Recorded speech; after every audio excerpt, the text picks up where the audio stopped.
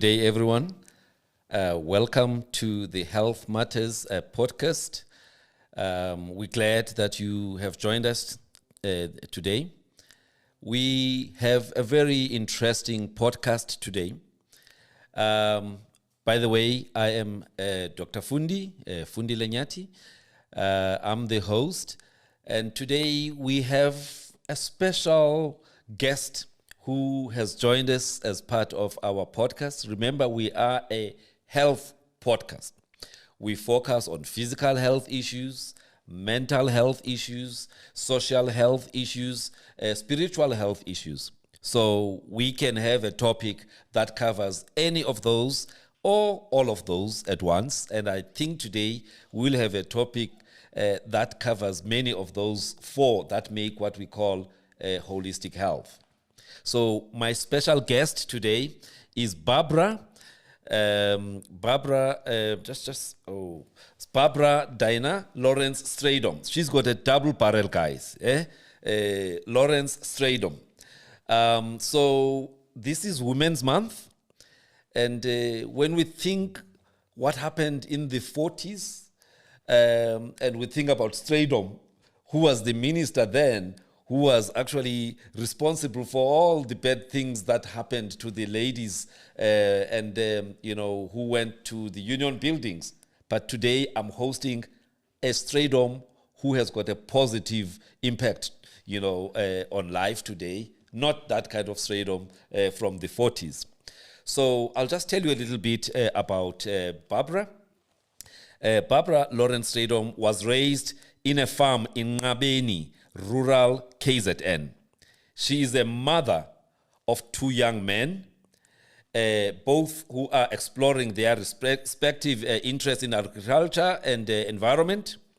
But Barbara is the CEO. Now, most people know CEOs as Chief Executive Officers. This is a CEO with a difference. She is the Chief Enlightenment Officer, all right?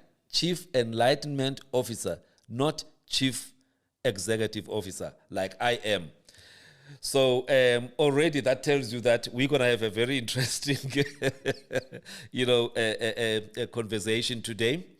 So she is the CEO of BDLS Africa Pty Limited, a holding company established to build the African continent through storytelling, capacity building for individuals, for families, for youth, for entrepreneurs, for corporate organizations.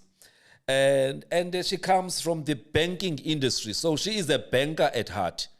But, most of us, when you think a banker, you think people who want to take your money. Yes, they give you money, but they take your money. So that's what we know, about bankers.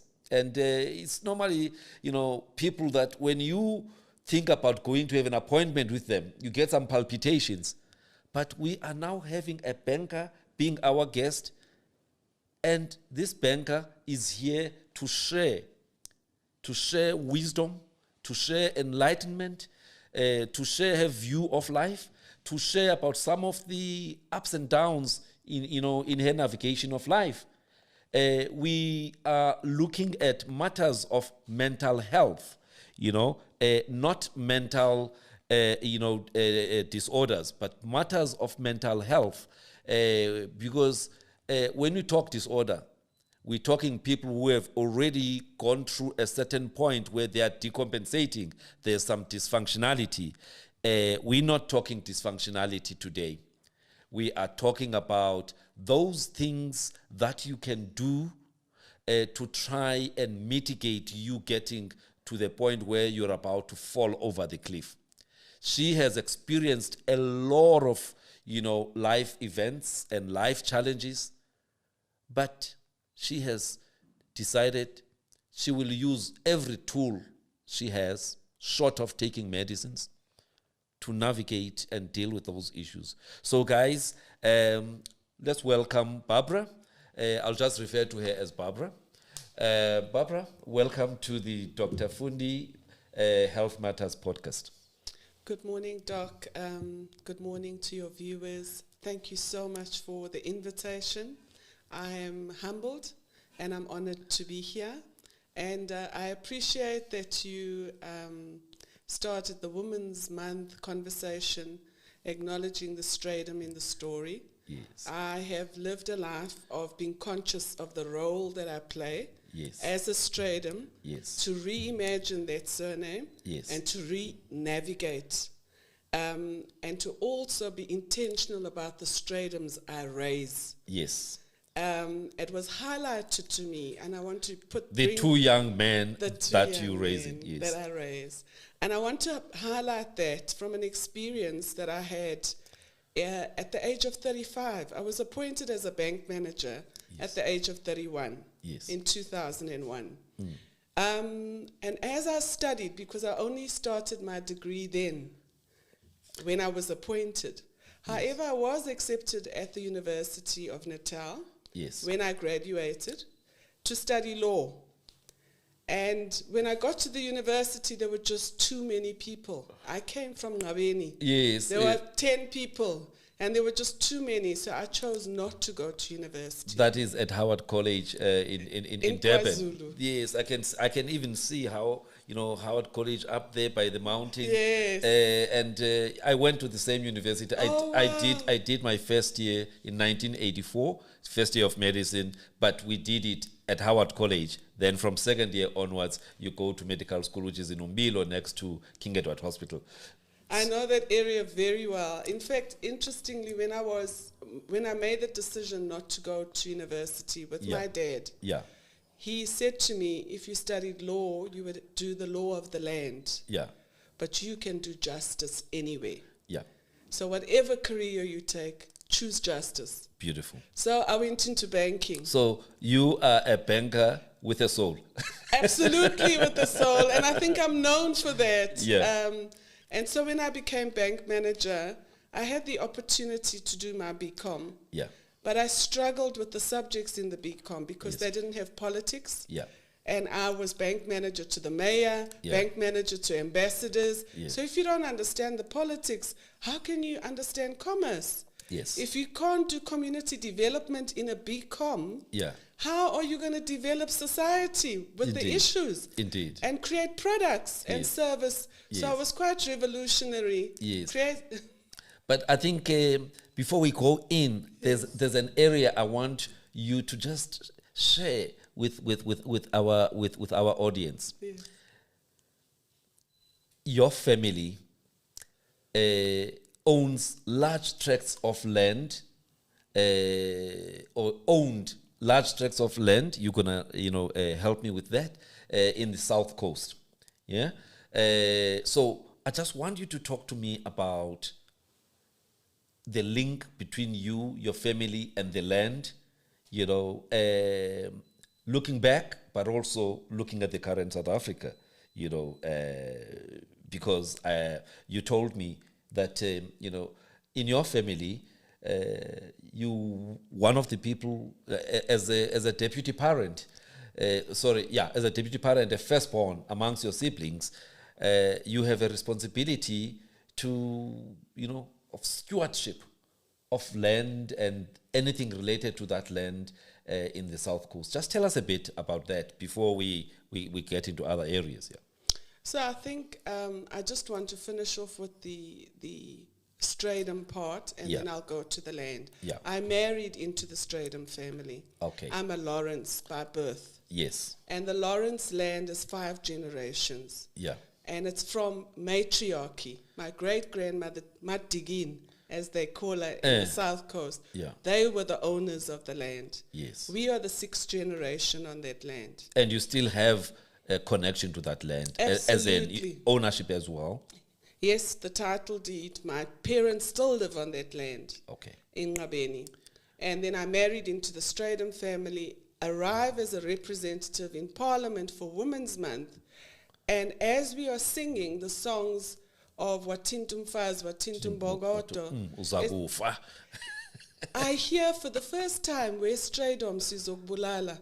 I'd never heard that part before. And I had a name badge. I turned my name badge around because I was the only Strydom in that whole setting. Yeah. And I began the journey of recognizing the role the Strydoms played in the pain of South Africa. Yes. And that I needed to be intentional about how I need to shift the journey.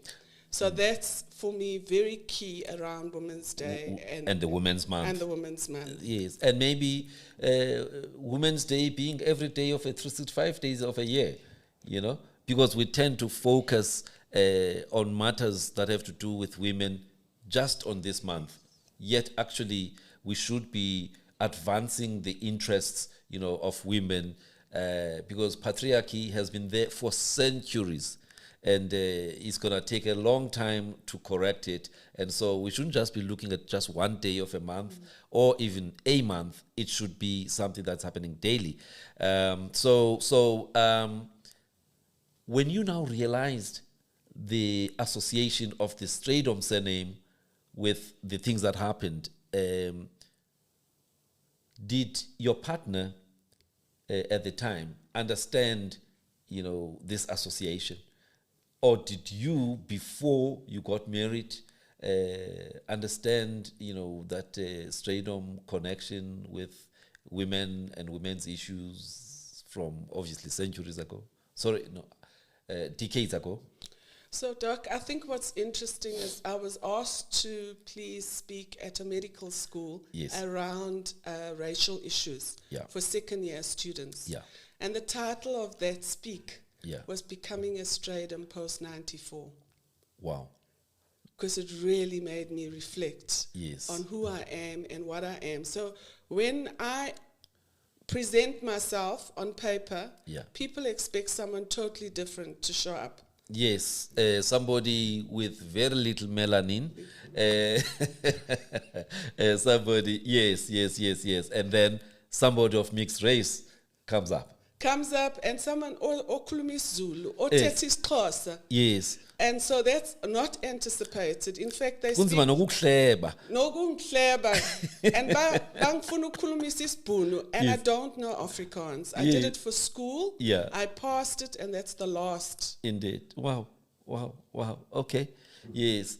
So there is you being a Strydom. Post-1994, you have a duty to raise these two young men to be different kind of Strydoms who leave a different kind of legacy, you know, not only in South Africa, but in the rest of the world. As you have said, you know, they are pursuing their interests in the different parts of the world. So as a mother to these two young men, a wife, a banker, a community developer, somebody who's an enlightening, you know, person to others. How challenging is you know, juggling all of these? So I think that what I've learned about myself is a lesson from flying. Yeah.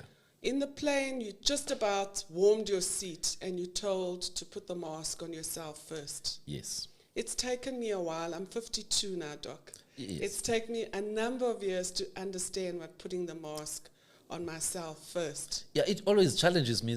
So if I'm with my child who's a minor, I must first look at myself and protect myself.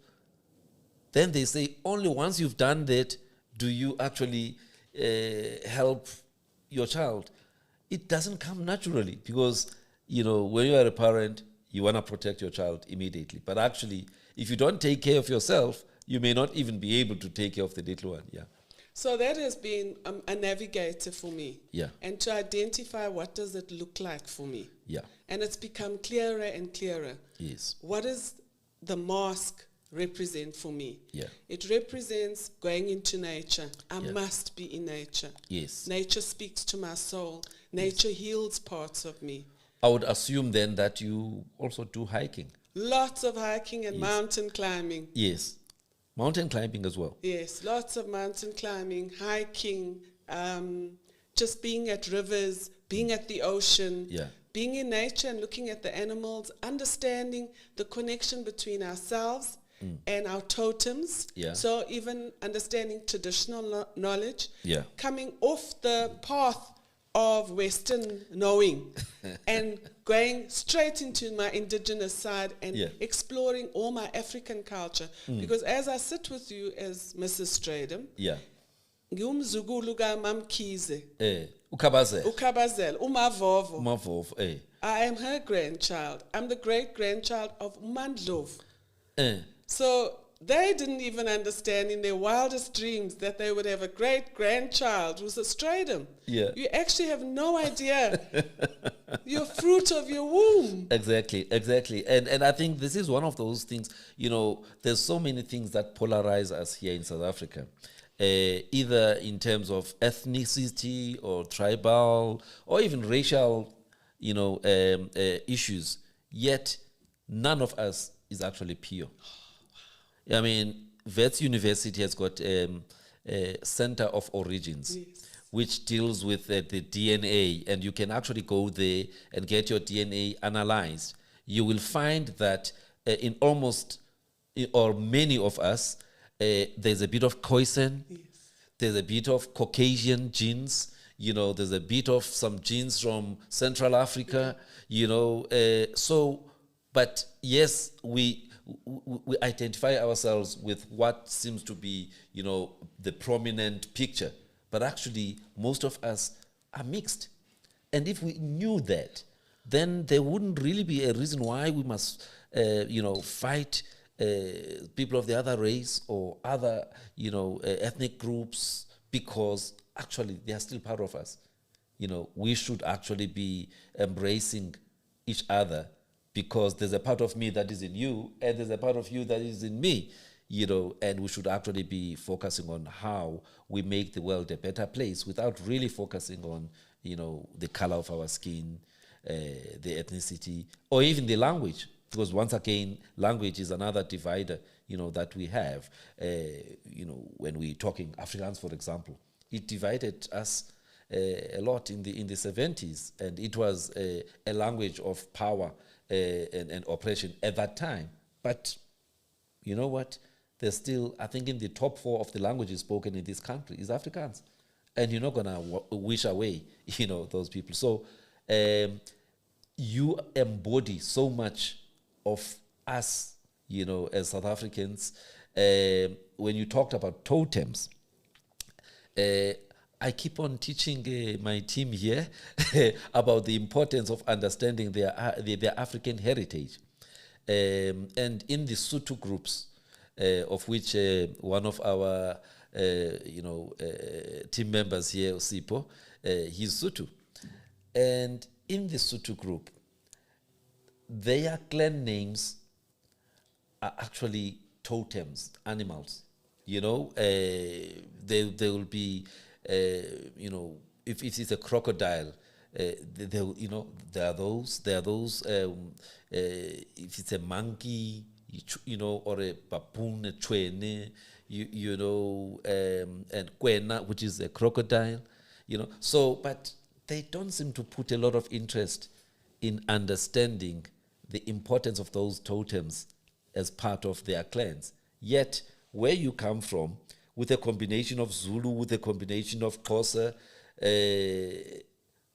those things are important. When you start talking about the Mkhizes, Bokhabazela, and you go in, for me, when I meet a person, especially who comes from the south part of our country, I know that when it comes to clan names, they respect those.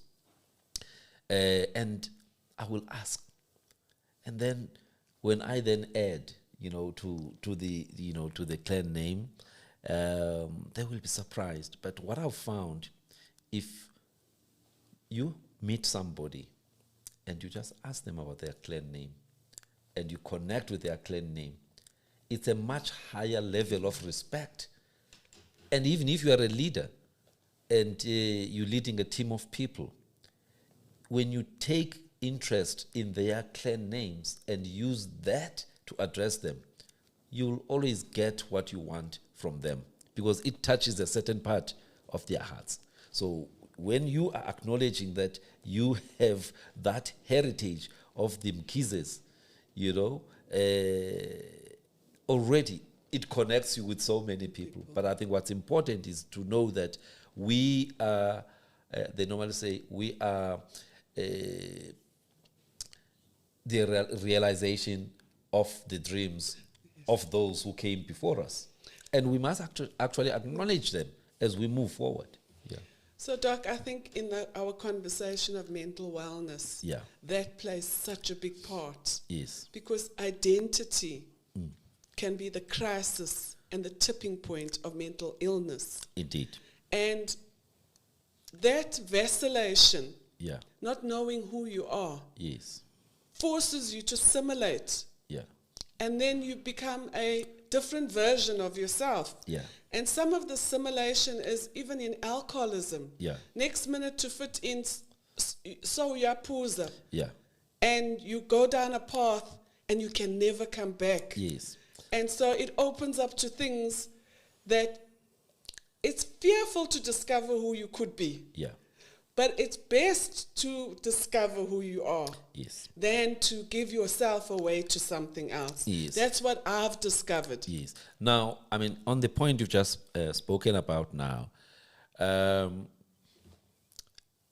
I'm focusing on the group of people that are called colored, in South Africa, because the history is very interesting there, in the sense that during the time of apartheid,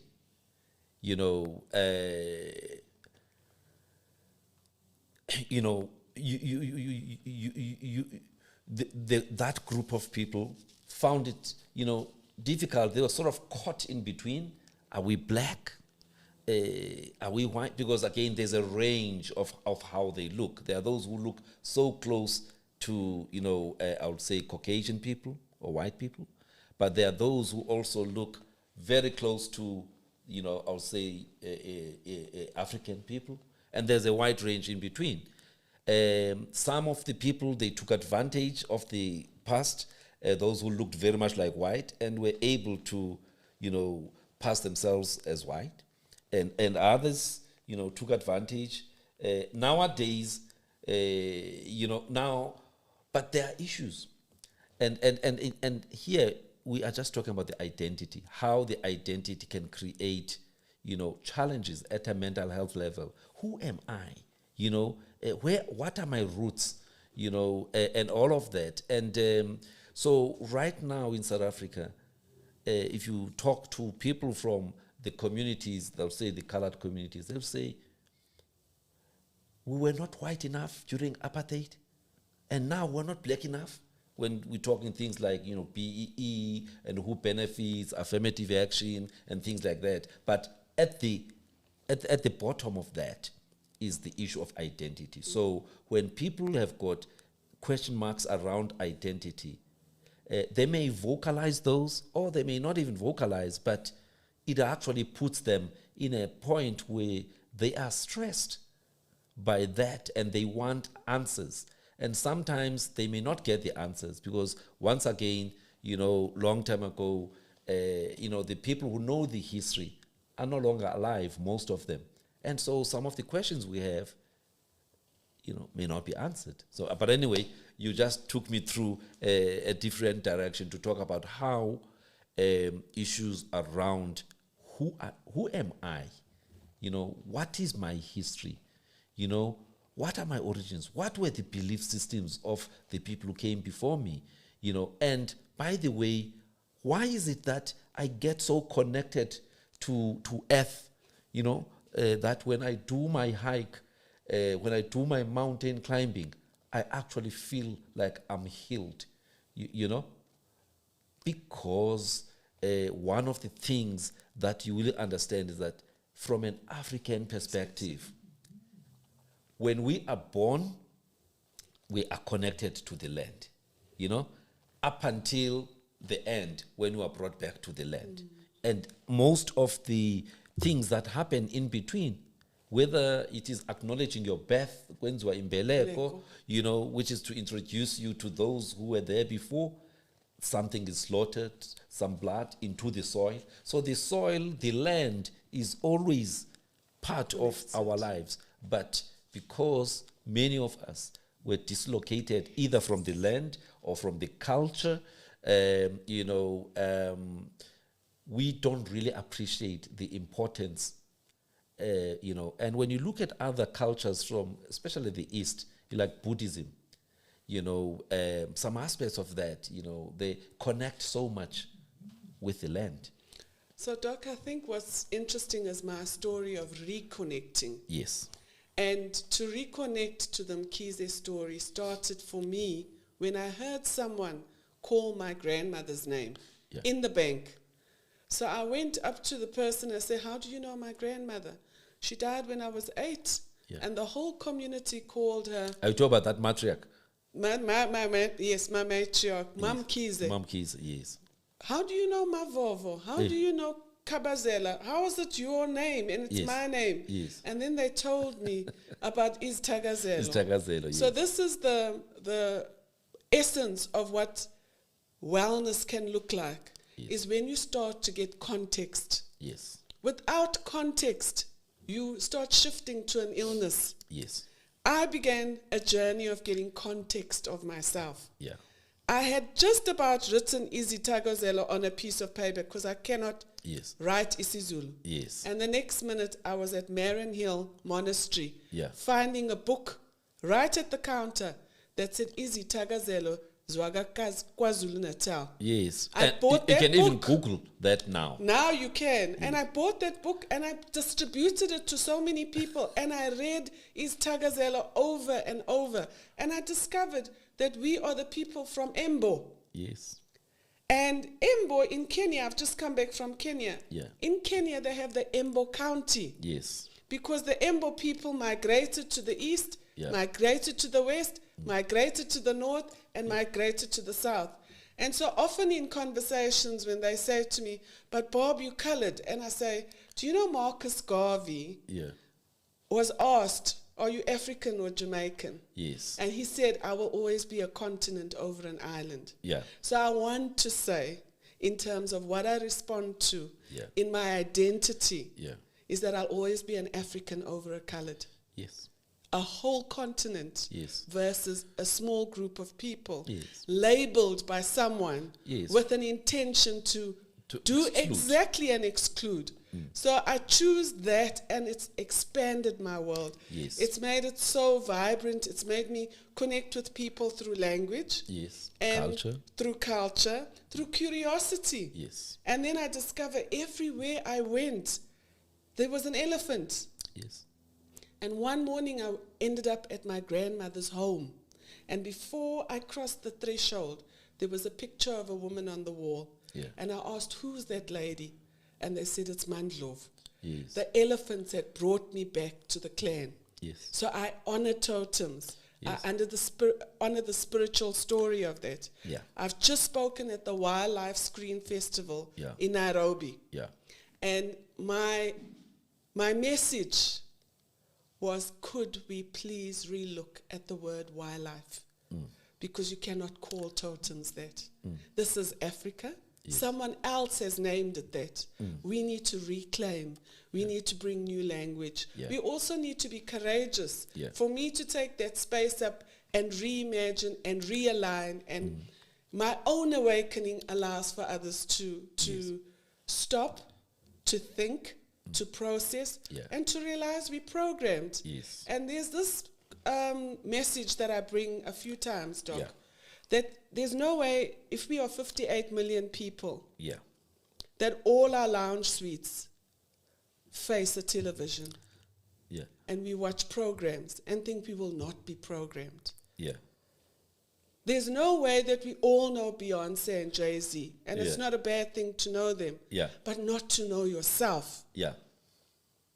And so if we switched off all the distractions and just spend time knowing ourselves, and as you say, some of it has disappeared, but the questions always bring answers. At least be brave enough to ask those questions.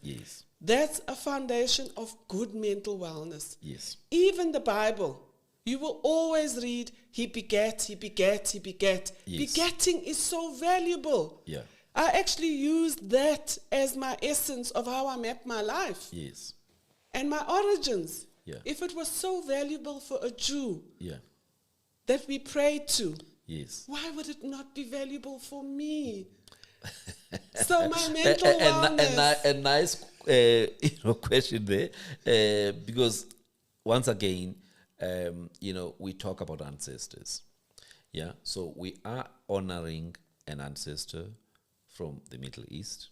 Yeah, and we pray via him to the big guy. But the question is, why should we also not honor our own? We're not saying, you're not invalidating what is in the Bible, but there was a belief system before we came, before that was brought here. And that belief system was about honoring your immediate, people that were here before you, as a way to talk to Kamata or Umveli Ngangi, who happens to be exactly the same God we're talking about, But, obviously, historically, we were made to just focus on the Jewish ancestor, who happened to be Jesus, and nothing wrong with that. But I don't think we should have discarded, our own. And now the enlightenment that you are a, chief enlightenment officer, I don't think it's just for that company. Just the enlightenment is about exactly those things, that there was a belief system, there was a culture, before, and the more we actually get in touch with that, the more we will see a lot of progress, in our lives, and understanding of exactly who we are. In the world of medicine now, for example, there is slowly an embrace of cultural perspectives of illness. In psychiatry specifically, there is a book of psychiatry that we call DSM-5, Yes. which is the book that we use to look at who's got a major depression, who's got a schizophrenia, and all of that. So the latest version, which is a DSM-5, it now has a new section. And this section is about cultural syndromes of the world.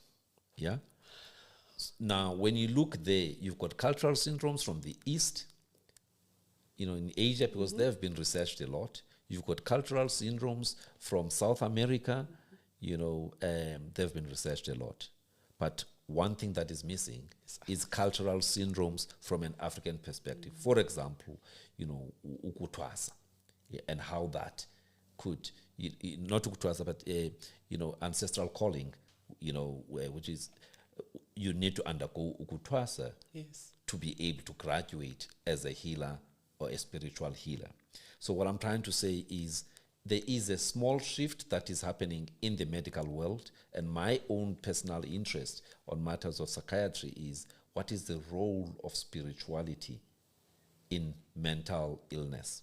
So we need more people to look at who we are, where we come from, and how we can use those indigenous knowledge systems to actually address, because not all of the mental health presentations that we are seeing today are actually going to be solvable through either medicines or psychotherapy. We need, spiritual interventions to try and address some of those, as much as we need social health interventions. So it may look like something that is, basic, that we need to connect with who we are, but actually some of the health challenges that we have at a mental health level have to do with understanding who we are, and how certain presentations show up certain syndromes, and the interventions to those syndromes can only be from a spiritual point of view.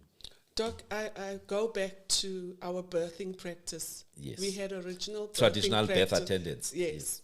And here I am, the firstborn, born in a hospital. The first born in a hospital in my family. Yeah. Which means that certain practices were never followed. Yes. It means that certain things were never buried. Yes. Trees were never planted. Yes. What does that mean for my spiritual?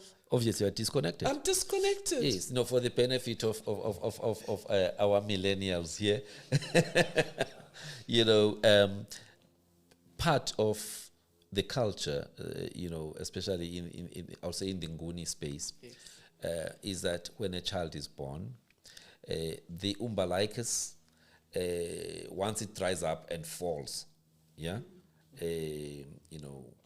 it must be kept to be buried in a crawl, all right, as a way of connecting that child with the soil, and obviously there will be maybe a sheep or even a goat that is slaughtered as part of that process, right? Now, because we stay in the urban areas, we don't have those practices, so we don't do things like those. But for me, all my kids, once they are born, we keep that thing, the umbilicus, and we go and bury it in our ancestral home in Umtata, as a way of connecting the child to the heritage, but also to the soil. And when you have not done that, you sometimes have problems that can only be solved by doing that. For example, one of my brothers who did not do that, his child at age 10 was still having problems with wetting himself, or even number two, just uncontrollably, and went to all the medical specialists, to look from a gastrointestinal point of view, is there something wrong? Went to the urologist to check from that point of view. There was nothing found. Eventually, somebody said, "Chap, don't you guys have some ritual that you do in your family? Maybe you should talk to your old man if he's still alive, and you guys do that." Reluctantly, he did that, right? And once it was done, that was the last day this child had a problem with wetting himself or messing himself up. Cannot explain it in medical terms how that happened, but he did it, and the child was never, affected by that problem again. So the point is, some of the health presentations, whether it's mental health, physical health, can actually be part of a syndrome or a spiritual, situation that requires an intervention that is spiritual. And so no matter how much of, super specialist knowledge in gastroenterology or even in urology, you won't solve that. And I think it's important as well for the conversation around patriarchy. Yeah, let's get into that. And its system. Yes. Because as I engage my sons, I engage them in terms of the system. Yes. Not in terms of the gender. Yes. And I think sometimes we mix that up. Yes. We mix up that it's about you as a male. Yes. But not that it was a system that was constructed, a strategy that was put in place. Yeah. Doc, to the point that I currently study the number 13. Yes. In this country, if you catch a plane, there's no seat number 13. There's no road 13. Yes. We have national roads, and even N1. in buildings, they don't have number 13. National road N1 to N18, Yes. no N13. Yes. So structurally, things have been removed that we don't even see and that we're not aware of. Yes. In the study of Africology, which I am fascinated by, 13 is the number of the female. Yes. So for the structure to stand as patriarchal, 13 had to be removed. And it will be our generation that begins to bring it back. Yes. Exactly. And but there must be that interest. Yes. But when you start to study those, you'll be judged as well. You'll be judged because, once again, that knowledge is not supposed, to be shared with everybody, because it will just cause problems. We always hear about Friday the 13th and how certain people will actually not leave their houses on Friday the 13th. And it's part of this. And it becomes a serious anxiety disorder because somebody expects the worst to happen on Friday the 13th. We even have a name, but it's very, very difficult for me to mention that name. It's very, very difficult. So I'm not going to try and read it for you guys. But all you need to know is that Friday the 13th creates massive anxiety for a group of people, which is why you will not find in the aeroplane or in the stories of a building or anywhere the 13th. So there's a belief system behind that. But it's a belief system that is not ours, but we live within that. However, if we had a similar belief system, it would be called barbaric or whatever, So, but anyway, issues of our indigenous knowledge systems are now gaining prominence, and we need more people to embrace that because some of the solutions to the problems that we have actually come from understanding, how those before us actually looked at life. So let's switch a bit. So one of the things that I liked when we were talking before the show was that through a number of interventions, you've been able to cope with a number of challenges, or life events. You lost a husband recently.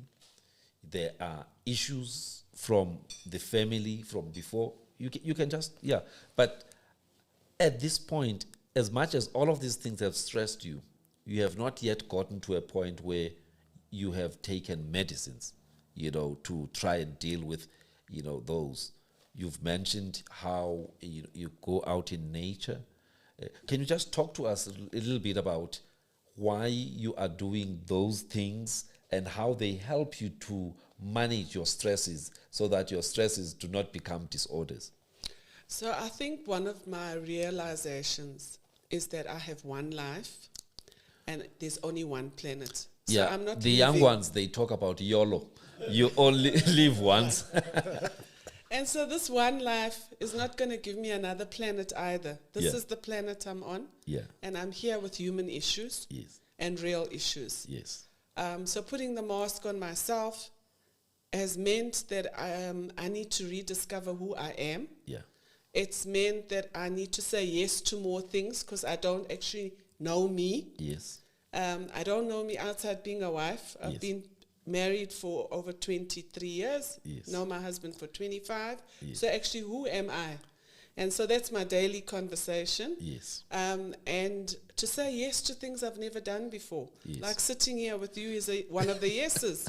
Yeah. Another yes was volunteering to drive from Cape to Cairo. Yes. Another yes was volunteering to accompany someone up Mount Kilimanjaro. Yes. Another yes was crossing the Kalahari last year, walking 33 kilometers. Somebody else would say you are a free spirit. You just, adventure is just part of you. Yeah. But also it's giving me an opportunity to process things. Yes. Process my grief. Yes. Process the legacy that needs to be shaped because now it's left in my hands. Yeah. Also for me to look at the legacy of the Lawrence family. Yeah. As the eldest, the deputy parent, there's something I need to shape there. Yes. Understanding that there's still a patriarchal system. Yes. Bengishadile awubuyela ekhaya. Yes. Uyos dictator. The ones who come back are normally problematic. They come and dictate, but then you're a deputy, parent, and in the Zulu culture, or even in the Xhosa culture, you have a special place. Yes. We call it udabs. Yes. In Xhosa, yes, udatobawo. Because you are that, you've got a special place. Even when it comes to spiritual matters, there are certain things that can only be done by udabs, borakadi. Even in this Sotho culture, a dabs has got a special place. There are certain things that cannot happen in the family. unless the DAPS is involved. So actually, as much as you sort of a returned soldier, but to occupy the position that actually is a very special position within your maiden family. Yeah. So I think what's key there for me, and triggering and wounding, Yes. plays a very big role in the space of UTABS. Yes. I really need to work on my own healing. Yes. Because even as I lead or hold this position, Yes. I will respond from the unhealed parts of me. Yes. So I'm very mindful of that. Yes. I'm mindful of what I do around forgiveness, Yes. around bitterness. Yes. So I use cathartic practices of writing Yes. the painful things. I mean, during COVID, we used to say to people as they were stressed staying in their homes, we would say journaling is one of the tools of actually dealing with stress. So what you're doing is actually exactly you are journaling, stuff that's happening, and just that act on its own does a lot in terms of proactively managing stress. In fact, on my computer, I have a folder called Grief Letters to God, Yes. where I write letters to all those who have passed away. Yeah. What did they take when they left? Yes. What's been left behind? Yes. What am I struggling with? What do I see in the family? Yes. And I just write and write and write, and I've stored them in, maybe one day it will press delete, but it's outside of my system. Oh, one day it will become a bestseller book. A bestseller book, yes. And then the question that Oprah's put on the table lately is, what happened to you? Yes. So I've spent time doing my river of life, Yes. identifying things that are important for Yes. me to deal with. And one of them is the moving away from the denialism that I lived in a relationship of alcoholism. Yes. I co-created a life with a partner who was addicted to alcohol. Yes. And to understand why I reacted to certain things. Yes. If someone said to me, alcoholism is a disease, the first thing I think, you're not even a medical practitioner, but you're using the word disease. Yes. How do you get to that point? Yes. But I've had to process that. This is. The dis-ease, and it's the fear factor, Yes. which has made me understand that we can use that word.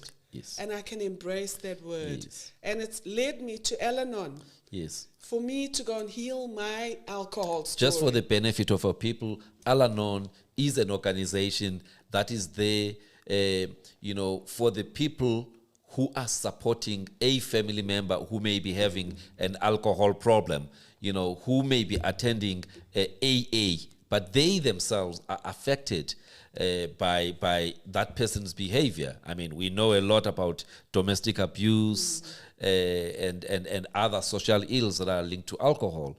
Yes. So it is important that, Al-Anon and other organizations like those are there to support the people who are actually directly impacted by a family member who's got an alcohol, problem.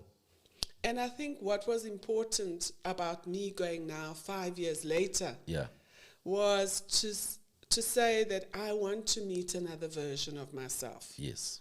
I haven't met all of me. Yes. And the excitement of who I'm going to meet. Yeah. I think every Al-Anon meeting I've been to, I'm like, I met someone new when I left here. Yeah. And that I'm getting an opportunity to heal. Yes. In the same space, I'm winding up an estate, which has major issues with one of the big four banks. I have the opportunity to surrender and let the system handle it. Yeah. But I recognize that some of the things that we go through, the pain we go through, is for purpose. Yes. And it is for just the representation of other women who are going through such issues. Yes. It's actually brought me to a point where I've recommended to this particular bank that they put a widow's desk. Yes. And I'm willing to be the consultant to oversee some of the issues that widows go through. Yes. They don't go through intentionally because they are widow, but the patriarchal system creates so many issues, and they don't have the knowledge, they're unable to articulate, and you're grieving at the same time. But then compounding that, once again, is the patriarchy, also from a cultural point, because as a woman, you're not supposed to inherit anything. Everything belongs. So, and I mean, in this day and age, who you are with somebody and then you spend 40, 50 years with that person, and that person passes away. And because you are a woman, you are not entitled to anything. I mean, such things. And so somebody like you, who has navigated so many of these things, we actually need people like you to actually work with the, banks and other structures to actually undo some of the patriarchal things. Even worse, if you have personal experience in terms of how to navigate these issues around estates, being a woman, because the truth is, things are changing. Yes. We've got a new constitution. There shouldn't be no discrimination.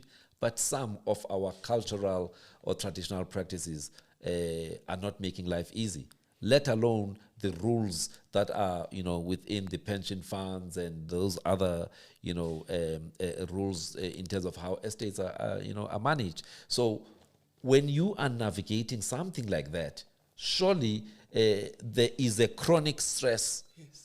That you are going through. Now, stress for a short period of a week or two or a month is not a problem. Yeah? But chronic stress leads to a buildup of hormones that weaken your body. What we call steroids in the body, or cortisols, and they affect every system of your body. So going through a process like this is a stressful thing. You don't know when it will end, yet you still have to live. Yes. And I think what I'm taking from you is proactively do something that will mitigate the downside of your stresses. And that is what has worked for you, and you have not gotten to a point where now you are dysfunctional and therefore you are diagnosed with major depression. Yet many people who don't do those things create that kind of situation whereby they may not even finish that process of winding the estates because they are so stressed and they just depend on another person to actually run with those things. Now, we've got less than 10 minutes, and I know that we had a special ending that we need to have. But before we get to that, there's a special poem that you wanted to render. But before we get to that, so what message would you give to people out there who are going through different life events? In the psychology space, there's a group of two psychiatrists, Rahe and Holmes, in 1967, who came up with a rating system of stresses out of 100. And death of a spouse is the first one. Divorce, I think, is number 2. Separation, number 3. So they rate different stresses. And they look at, in a 12-month period, what have you experienced? And they add up those things. And if you maybe the score is 200 and above, you need to actually be under some professional help. But there is also a different way you can deal with this, that you can proactively do the things that you are doing. Do a walk in nature, get involved in helping other people, yes. Because through that, we call that positive distraction, doing good either for self or for others. It helps you to deal with stress, the adventures that you are going to, the journaling that you are doing. Those are all the practical things that people can adopt as a way of managing stress so that they don't get to a point.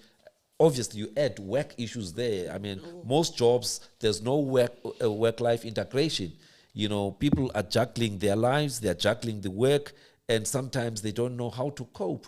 Yet there are tools available out there that people can adopt proactively as a way of trying to deal with stress. But you can just add that. So I think one of the lessons that I've learned in this process is how women, and because this is Women's Month, it is how women are used and weaponized to hold up patriarchy. Yes. They don't even question that they are the ones phoning the widow. Yes. You become the spouse. Yes. And the moment you are relabeled And a woman's voice is in that relabeling. Yeah. They don't even question. Yes. I have an example of them even sending a summons to a dead person to me. Yes. And I phone and it's a female. Yes. How do you initiate a summons to someone who's deceased and send it to me, the spouse? That's harassment. That's harassment. Yes. So women are used in the system. There is a saying that some of the gatekeepers of patriarchy are women themselves. So many a times you'll find that there are women who are, actually facilitating and enabling a system that is actually oppressive of people like them. So we have got less than 5 minutes. We could talk until tomorrow. Me and you, we are gifted with the gift of the gap. But it's very good what we're talking about. These are things that we don't normally talk about. And I'm sure it's not the last time that we are going to have you, being our guest. But there is a poem that you wanted, to share. And maybe let's get to that point where, as we wrap up the conversation, we get to that poem. So I think, Doc, I just want to appreciate this platform. Yes. It's everything that's inside of me that you heard today, the little bits of it. Yes. I've been asked many times to please share this because it's not common conversation. Yes. And this is, I know that this is the beginning of something very special. Yes. And the poem, I will have to give it in a summary and you can post it later. Yes. But it's talking to the divorce that's taken place between the heart and the mind a decade ago. Yes. And the heart is constantly looking at the photos of the past. Yes. And the mind is constantly fluctuating about the anxiety of the future. Yes. And at some point, the exhaustion makes me go and sit in my gut. Yes. And my gut looks at me to ask, why are you looking so sad? Yes. And I start to talk about the relationship between my heart and my mind. Yes. And the gut says to me, go to your lungs. Yes. In your lungs, you just have to breathe. Yes. You only have to be in the now. Yes. So go and inhale and go and exhale. Yes. That's the place you need to be now. Yes. So whoever is struggling with the anxiety of the future Yes. and is distressed by the photos of the past, Yes. this morning I hand over an opportunity to just go and sit with your lungs. Other people may not understand this, but one of the systems that gets affected when you are stressed, when you are anxious, is the gastrointestinal system. Sometimes you feel something here, in the gut. And a number of people will present with what we call irritable bowel syndrome, because they are highly stressed. Some of the people that I know in the banking system, when it's time for the closure of the quarter and the results, they get a lot of irritable bowel syndrome problems. That is, they've got a lot of gas, they've got a lot of cramps, they've got a lot of diarrhea and whatever. But it is that energy, that is stored there, which now manifests. And then others, they have got peptic ulcers and all of that. And so, your story around the mind, the heart, the gut, and the gut telling the lungs, hey, please do some work there. There are techniques now like mindfulness, which is an ancient practice of the Buddhism, which we are now incorporating into the medical world, for example. Yet it was shunned before, transcendental meditation, from India, from the Ayurveda in India, which talks about sitting down in the quiet and meditate. So slowly some of these cultural practices from other parts of the world are becoming, and so when you talk about, breathe, actually that's meditation. Sure. When you talk about mindfulness, in the here and the now. Those are the practices. And so here in my organization, when we teach people from different companies around building resilience, part of the things that we suggest, learning meditation, learning yoga, and also learning, mindfulness, was those help to at least, manage, and contain stress, but we encourage them to also be in touch with nature. So everything that we are doing, whether you were doing it because you read about it or it is something that you just did, is actually in the books. It's the new way of looking at issues of mental health, so that we don't wait for somebody to crumble and have a mental disorder or a mental illness before, because then we need to drug them. And drugs or tablets, prescribed medication, they also have got their own side effects. So if you can do many things, spiritual interventions, psychological interventions, social health interventions, before you come and see us, you might find that you don't need to see us. But obviously, if you come too late, then we've got no option but to actually prescribe meds to you. So, but thank you very much, Barbara. And I'm sure, like I said, it's not the last time. There's a lot I would need to talk to you about around spirituality, African spirituality, and what you are learning from the journey, that you have embarked on from that perspective. So let's put a pause for today, but I will certainly invite you once again. Thank you very much. And also to all of our viewers, thank you very much for joining in, and we will endeavor to bring you, conversations that will leave you thinking, because we don't have to just talk about the things that are understood.